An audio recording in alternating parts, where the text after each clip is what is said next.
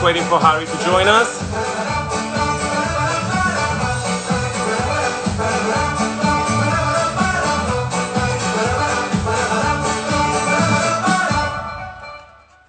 Here we go.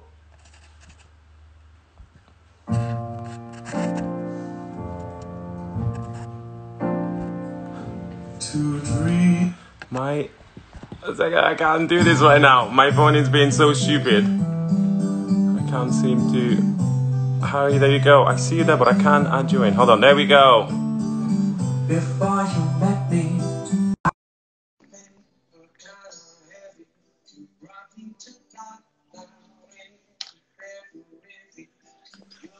Hi, there you are.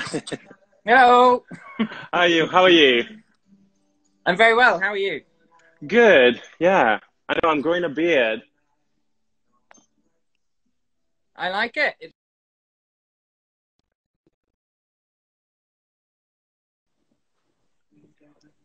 Oh, he's gone. Oh, there you go. You there? Oh, there you are. Yes, I'm here. Okay, cool. Yeah, I know. I'm trying it out. I'm kind of, I like it. I kind of like it, but then it was getting warmer, so I wanted to shave it off, and now it's cold again. So I was like, maybe I'll leave it for another week. Oh, yeah, the weather's turned, doesn't it? And apparently it's going to be rubbish now for the rest of the spring, so joy. I know. Yeah, how are you? Are you keeping busy? I am, yeah. It's weird. All I've done is sort of just made everything digital. So, you know, I've lost quite a lot of work over the past month, but there's enough there to keep us going, including new stuff coming into London next year, a few tours coming up. So I'm keeping busy. It's just we're doing everything digitally. Which is a lot more time-consuming, right? Yeah. It's a lot more so that's fine. I thought I'd be doing nothing, but I'm doing quite a lot of admin. Yeah, same. I literally spent my whole day yesterday watching self-tapes and then sending them via WeTransfer, which is so slow. Yeah, no, it's been crazy. But hey, we're doing what we can. We keep going. Yeah. Exactly. So let's crack on. So for everyone that's watching, this is Harry. Hello. Tell us a little bit about yourself. So obviously you are half of Debbie O'Brien. Yeah. Debbie's also your mom. She is. Lovely and obviously you have your own casting, which is Harry Blumenau casting.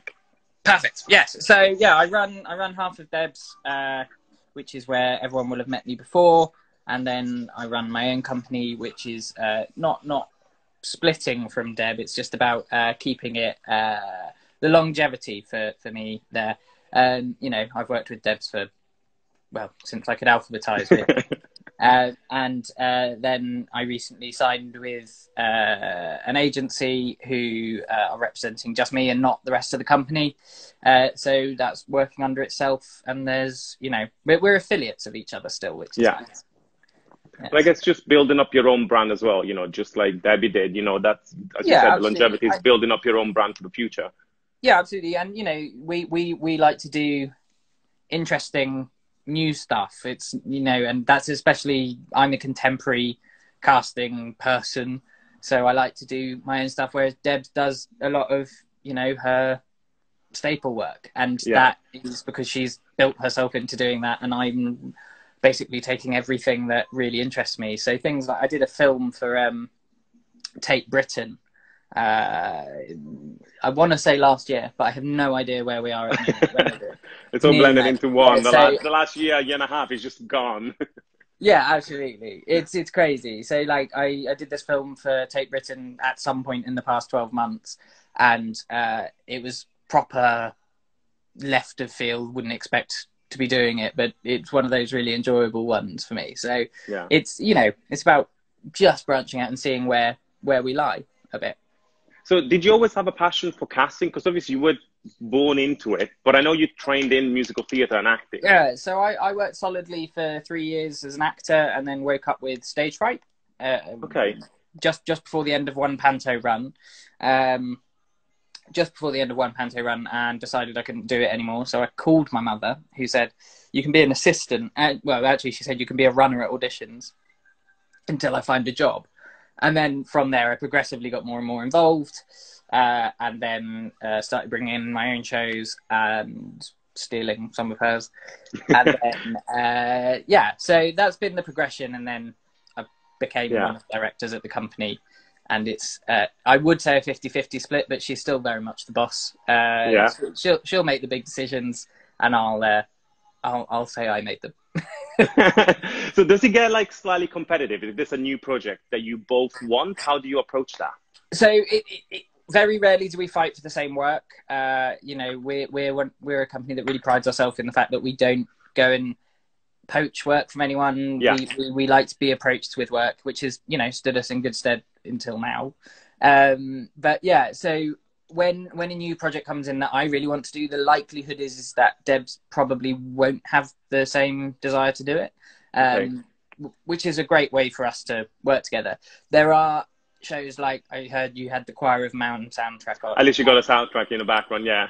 So that's you know, that's going to be a show that we fight over until one of us stops this industry. That show we'll fight over, because you know, it's absolutely a show that I'm convinced I should be doing, because it's you know, it's odd, it's just full of blokes playing guitar, and that's my upbringing. So did you ever think about going back and, you know, performing or doing a show or some, you know, a piece or anything? No, because obviously you direct now as well, which gives you that other artistic fulfillment. Yeah, and, you know, I don't actively pursue directing, really. It's, you know, when the project's right and it's something that I've wanted to do. I did one that it was supposed to be opening in New York in September, but obviously that's not going to happen now. So that happened, but that was, you know, it was a story about a couple over 40 years, played by 6 different actors, and it was a gorgeous show. And I went, oh, that's how I can get my creative in the theatre juices going. That's how I'm going to do that. With casting, I still get the same form of creativity. You know, I adore my job. I adore auditions. I love, you know, I'm sure you'll vouch for me, I adore working for actors. No, of course. It's not about me, it's about performers, really. And you care about the performers, I think, you know, because you're still, you know, so close to performers and young, and, you know, so I think you still get to really understand, because you've been through it so recently. Yeah, absolutely. So, you know, a big part of our ethos is centering, and, you know, we're not the most public about how we operate or any of that, but our ethos, which I don't think anyone can deny, is it's centered around actors. Absolutely. And if we, you know, we do a huge cross section of work. So when we've got our small stuff at not small, but, like, you know, our off West End stuff above the Stag or the Barn Theatre, we have a really high investment in the people that go and work there, and we take them through to tours and town quite occasionally. And, you know, especially we do a lot of cruise work as well, and we really invest in the people that go onto cruises for us, so that we can see them develop, because I've never been able to do that thing of resting on my laurels going, well, they've done 6 West End shows, so they're obviously going to be the best choice, because I know that grads will come out, and that's a hard thing to battle. So I'd really like to invest in grads. We had a load of grads come in for I've forgotten the show. That's really good. Anyway, the grads come in for a show that I won't mention now, but the turnover we had from that show is we took 6 of them through to other jobs, which was great. From one show, that's something that we've always wanted to do. I think that's what I love about you guys as well. You do, first of all, you do so much, but then as well, such a big variety of work. Yeah, you know, like, I'd love to sit there and go, yeah, I'll do 10 jobs that pay me 50 grand a year. I would love to be able to sit here and do that, but that's just not the case. And, you know, we do have a huge office of people that we need to support, and that's some of the reason we take on so much work. But also, some of the smaller scale stuff we give to our associates, trains them up to bring in their own shows, and teaches them how to cast without our supervision, because, you know, as Christine, Sophia, Sophie, Lizzie, Sarah will all tell you, I'm a nightmare if it's my show. I can't let go of the control. So it's really good to have them doing these shows, because also it means that if we don't have time to meet everyone, they will meet the people and they'll be on the radar as a company. And give the feedback. Yeah, and as much as we do try and do generals and meet as many people, we just don't have time all the time. So it is nice to have that big variety of shows. That means that we get a huge amount of people. Last year I did a magic show for which can't say what it is again. Got to get better. I'm not allowed to say the title of that one, but I did a show that it was based around magic, and I had to be really left of field about it. You know, I had to really pick interesting people, and that was one of those ones that I went, these people would never be on my radar usually. Yeah. So that's become an interesting one for me to do. You know, we also did Jean-Paul Gaultier's fashion freak show down at South Bank, and that was crazy because I had no idea. And now we're so hot on it. We're like, oh, that would be really interesting when it comes back, you know. Yeah. And that's sort of how we're just trying to work at the moment. Yeah, cool. All right, so let's move on. I have questions that people wrote in. Yeah. So we can get to this. So first question is, if I'm a new graduate still without an agent, should I invite you to the industry showcase?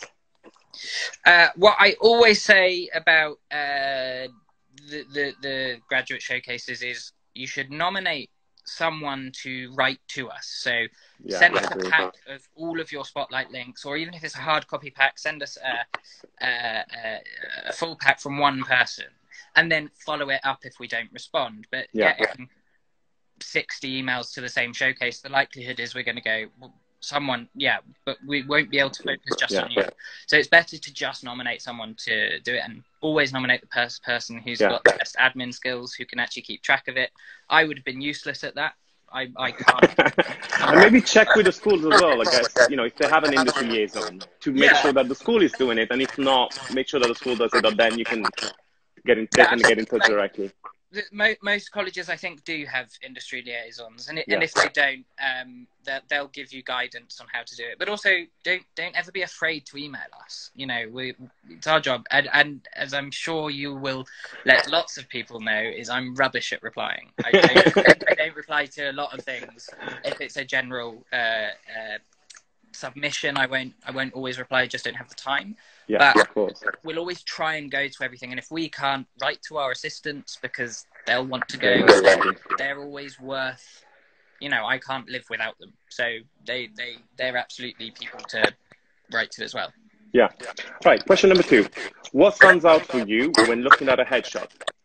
So I get asked that a lot, and I don't, you know, I think that it's such a hard question because it's also so personal, and and you know, we all look different. I just got new headshots done for my website and which look great, by the way. Thanks. I mean, they came out really well. Though you know, I'm not one to take anything too seriously, and then someone put me in front of a camera, and I just went like that, and so they managed to get some results. But I always think that if you go onto these.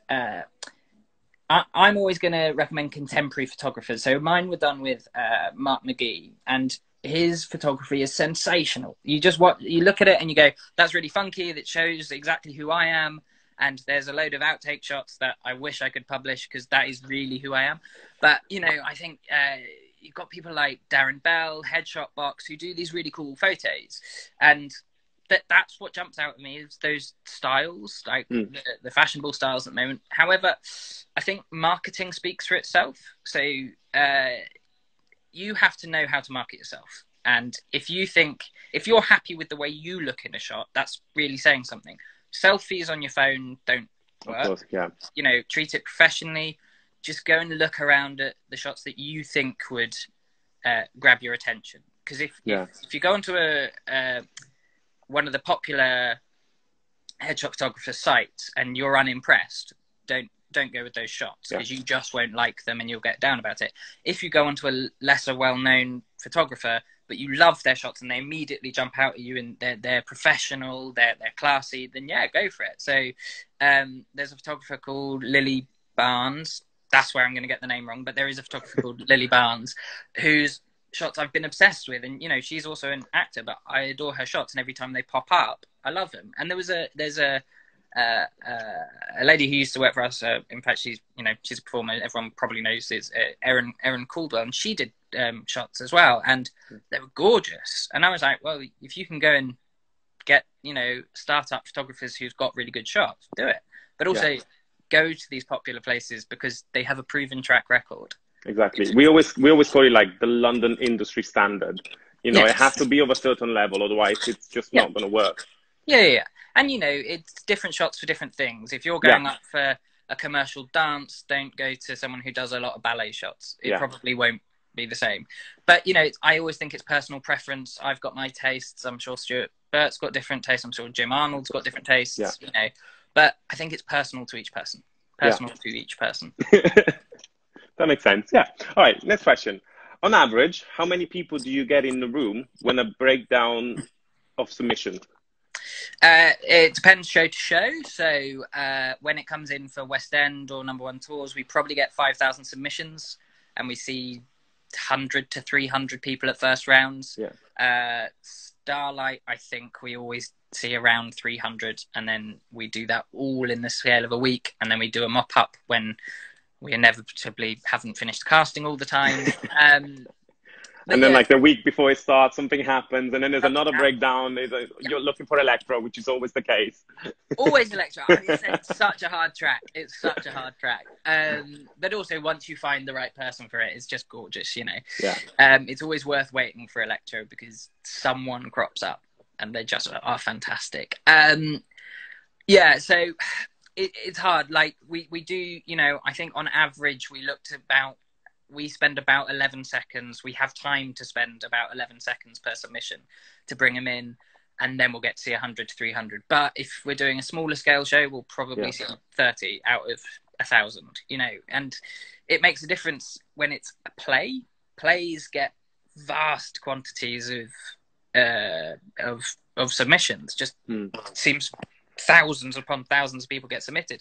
And even above the Stag, which usually gets our fewest submissions, when we do a play, they get a huge number. So I think the last play we did there, it was a four-hander. It was called Four Play, and we got something like 2,500 submissions for it.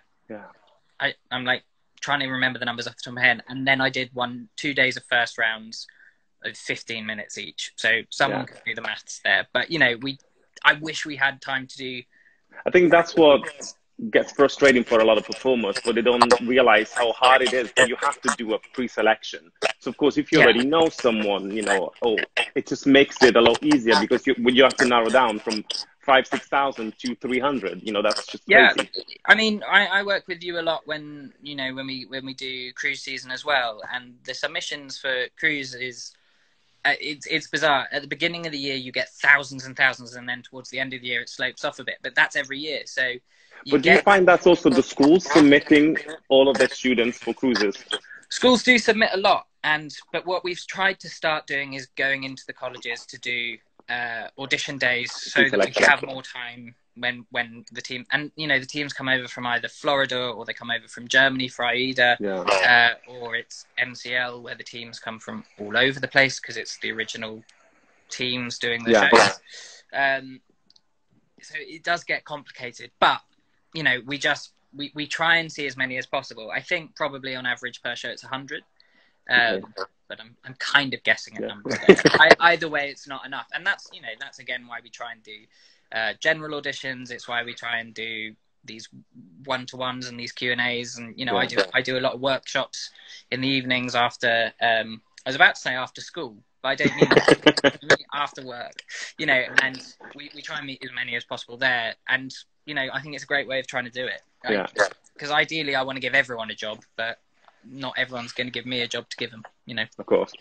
So next question, how important is it to have a show reel on your spotlight? Vital.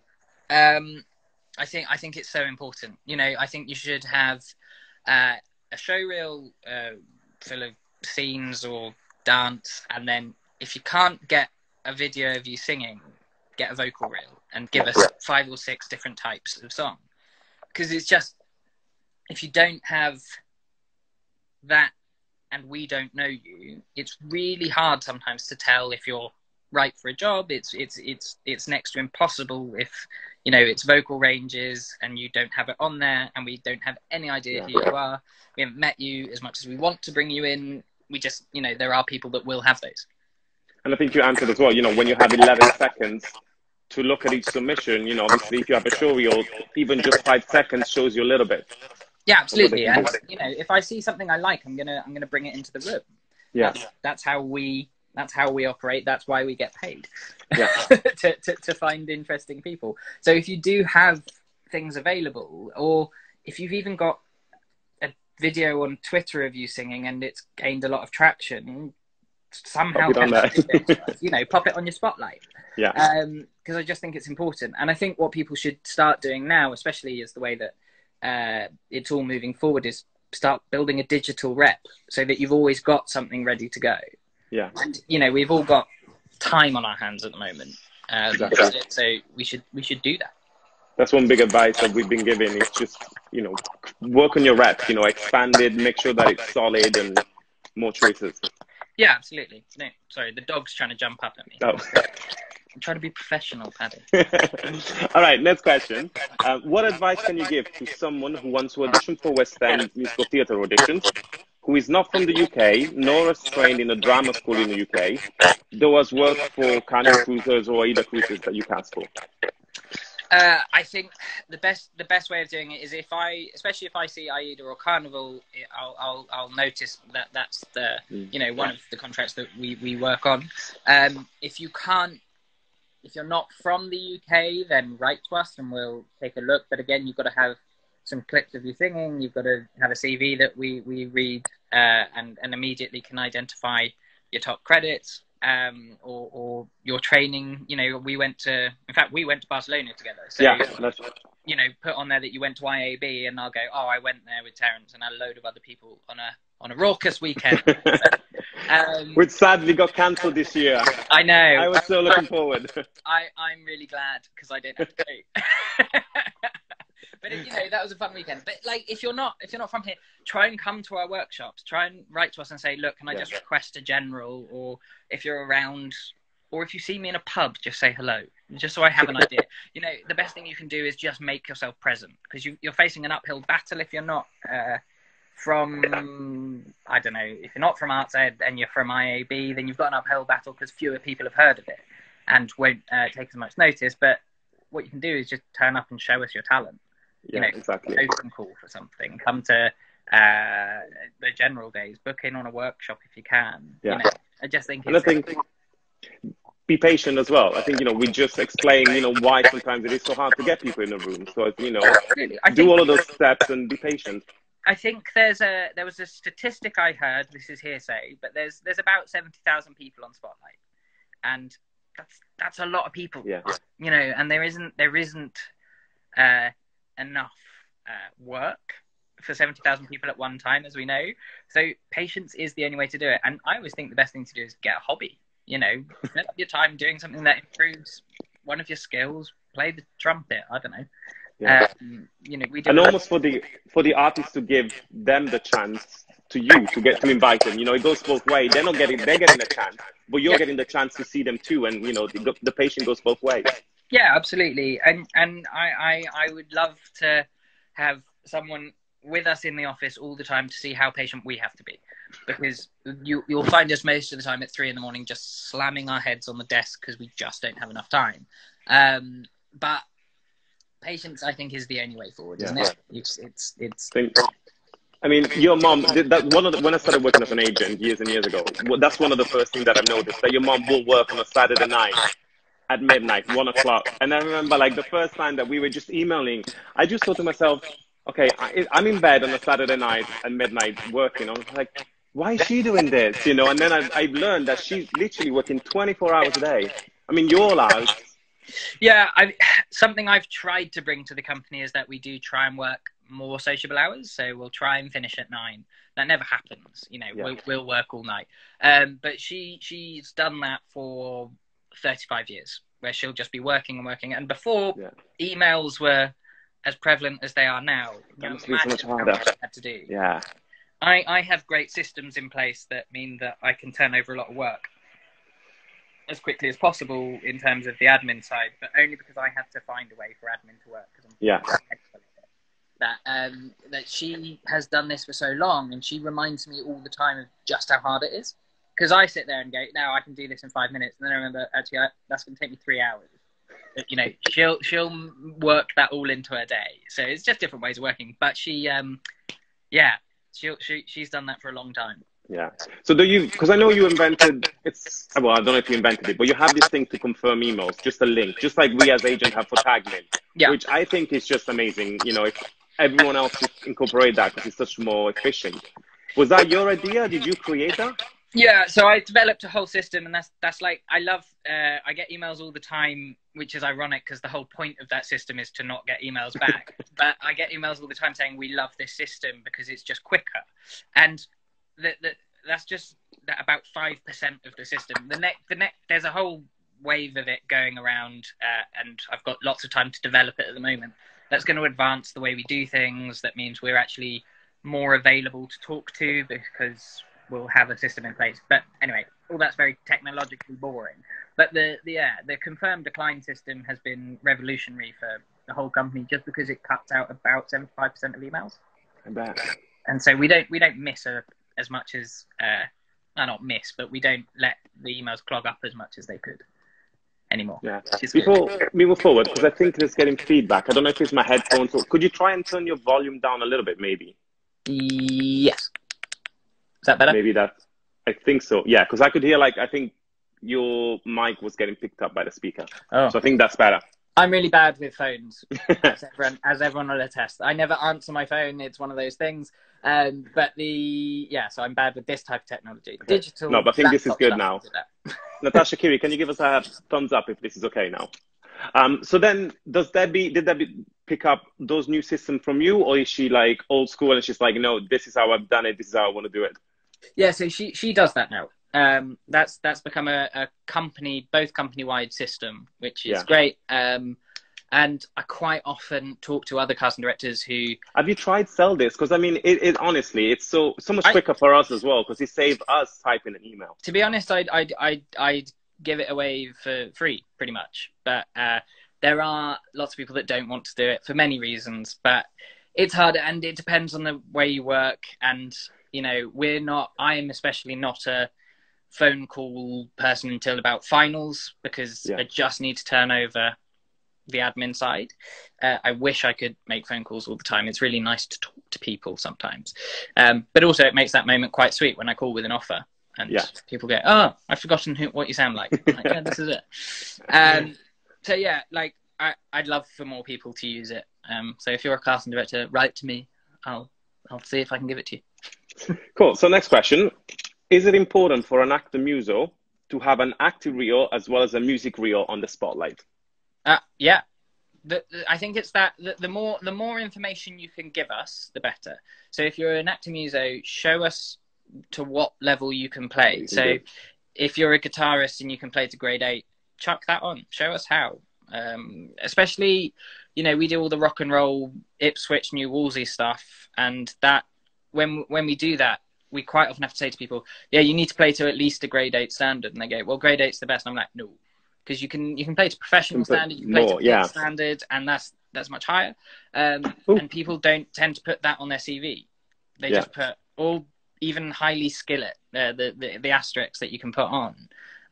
If you are actually highly skilled at these instruments, put it on. We'll look. But if you have a music reel, show us it. Yeah. I think, Spotlight is a business card for, actors, for performers. So they should have as much as they can on there and, have it organized. So, because what I don't like, example, if someone writes in, they'll have, if they're musical theater, they'll have an acting scene first and then into dancing. It just can be very confusing. So it needs to be structured, because then it can make the agent's or the casting director's job, a lot easier. So you know exactly where to go and look. Yeah, I think the more organized you can be, the more I think structure's a good word for it. The more structured you can be about all of this digital profile, the better. Yeah. It's just, it's easier for us, it's easier for you, makes things neater. I think, again, when you have 11 seconds per submission, you need to use that time efficiently. Yeah, absolutely. And, it's a horrible way of working sometimes, is that you just want more and more time, but you're up against a deadline all the time. This is the first time in my life that I'm not up against a particular deadline, and I'm a bit itchy about it, because I'm a bit like, well, someone must want something, but they don't at the moment. Someone asked me yesterday, how are you? And I said, I think this is the happiest and most relaxed I've ever been in London.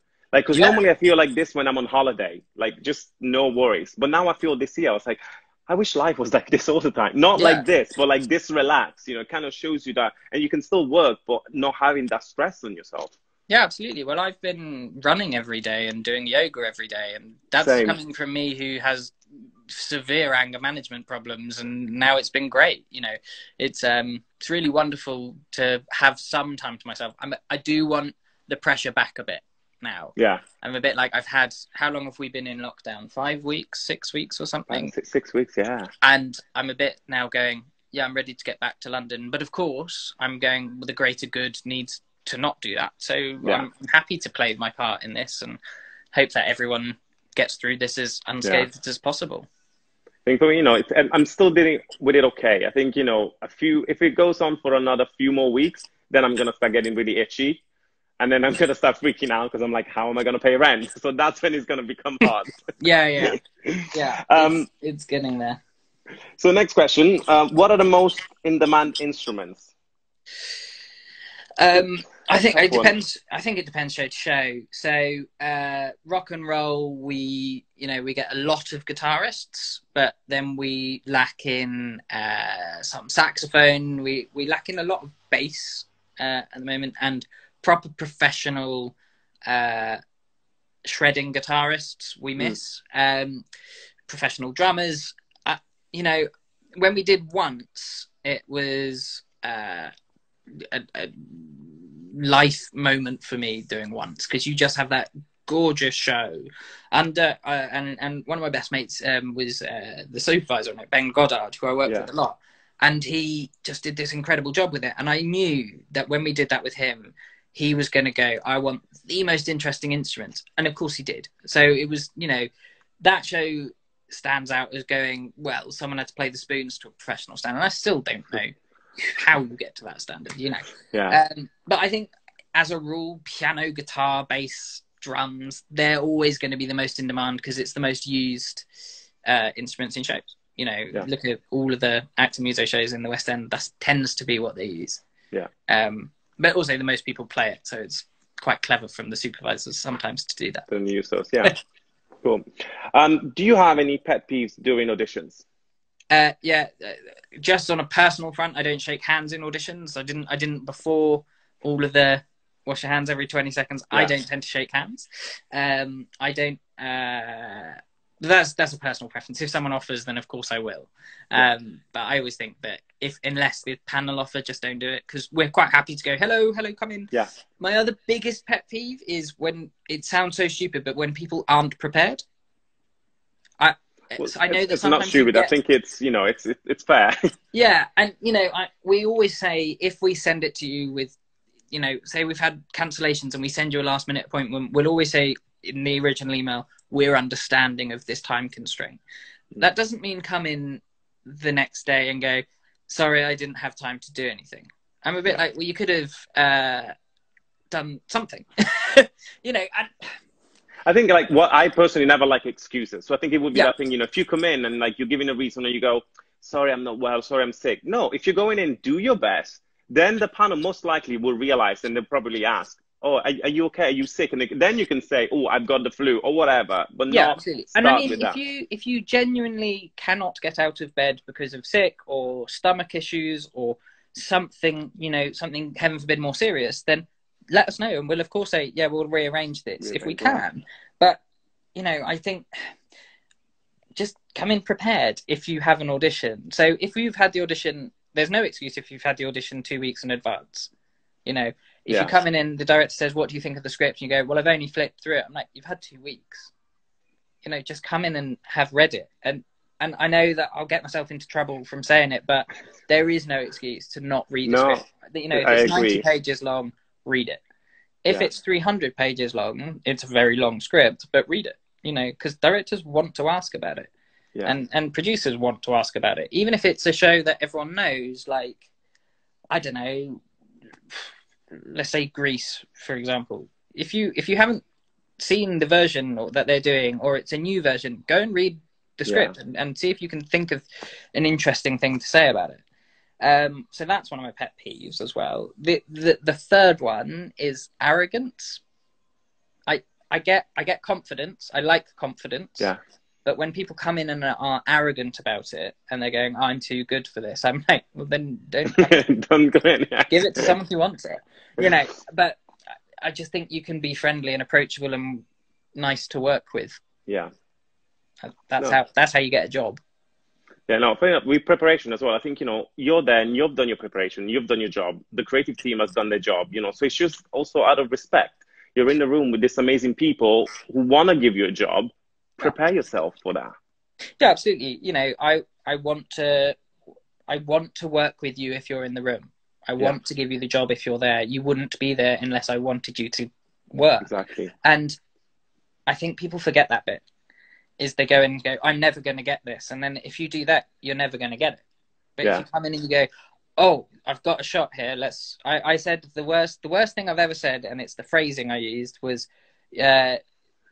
when you come in, the job's yours for 5 minutes. All you have to do is extend the contract. And even saying it is so cringy. But it's true, right? Like, the job's yours whilst you're there. So just yeah, figure out a way to keep it. Fight for the job. I think, when I was at college, someone once said to me, the people, you're your own competition. And I was like, no, everyone else is my competition because yeah. they're going to get the job if I don't. And I that's the kind of stuff I think. I don't know. Yeah, but as well, going back to preparation, I remember when I was auditioning, I went in for a show and it was a big musical, and I had the 2 songs and 3 scenes prepared. So I did, what they asked, and when I was leaving the room, they said, "Thank you so much for being prepared." And I just, when something just comes out, and I was like, "What? What do you mean?" Yeah, And they were yeah, like, "No, because everyone else was going in, holding the sheet, holding the scenes," and I went, "Well, I've had 2 weeks to prepare, yeah, and it was just genuine, kind of like, but I was baffled, going, why would people not be prepared? If you you wouldn't go to a job interview and not know anything about the company that you're interviewing for. It's yeah. the same thing. But I think we all go into theatre, film, TV, commercial, whatever, because we did it as a hobby as kids. Mm. So people forget that it's a business. I think it's called Yeah. show business. It is a money making thing that people want to do. Everyone needs to make money. Every actor is their own business. So the more you treat it like that, and the more professionally you treat it, same as if you go into an audition at a bank, an interview at a bank, then you'd go in, dressed appropriately. You'd go in knowing what you were talking about. Yeah. And you'd try and get the job. And that doesn't always happen in theatre. It's less serious than that. We all want to have a good time all the time in theatre. Yeah. I think we sometimes forget that it is a business. I mean, I never forget because lots of people require money all the time. Okay, so next question. When delivering a song to the panel, do you have any preferences on focus? With me, don't look into my eyes because I won't look back. I find it awkward, so I'll look down, and that's what you want to avoid. I think, I always say just to place it above our heads. Yeah. That's a safe place. Some people will say, no, sing to me, that's fine. Some teams will say to you, oh, just sing to Harry, that's fine. And I'm always like, and then I'll sit there. And do they do that to wind you up? I think they do. It's the same as they'll shake hands and then they go down the line. And I'm like, thank you very much. Anti-back. But yeah, a safe place is always above the head unless they specify otherwise. And if they do ask you to sing in their faces, sing in their faces, But you can always ask as well. Yeah. You can say, where do you want me to do this? And 9 times out of 10, they'll say, oh, just do it. I think at the end of the day, it's as if you're performing to an audience. You wouldn't necessarily focus on one place or the person sitting in the first row. You would just perform to the auditorium. Yeah, absolutely.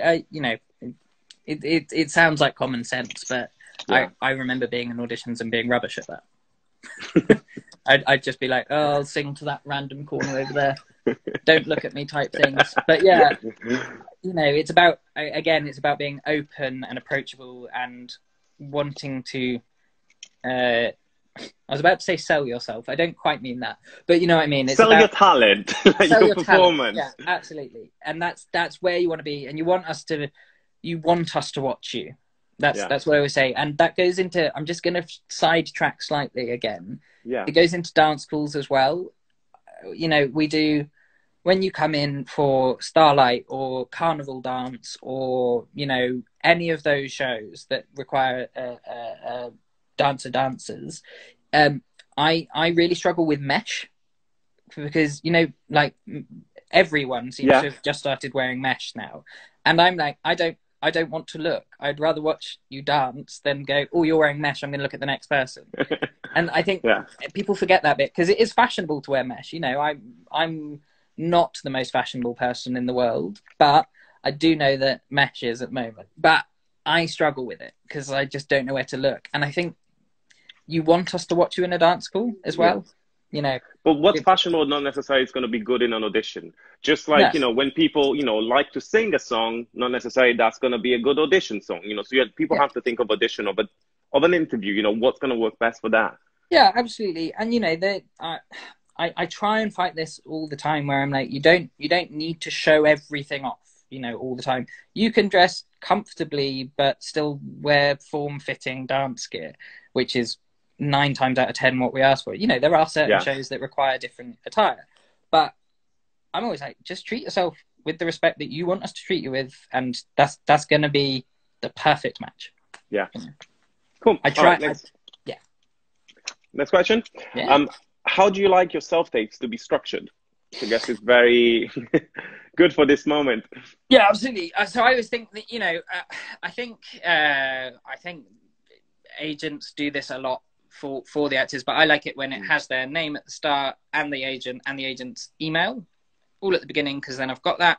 I then like a quick hello, I'm blah, and I'm going to be singing blah, and I'm going to be doing blah, and then a nice smile at the end. Yeah, it's quite simple. Perfect. It's you know, nothing too special. Don't add in special effects. It's weird.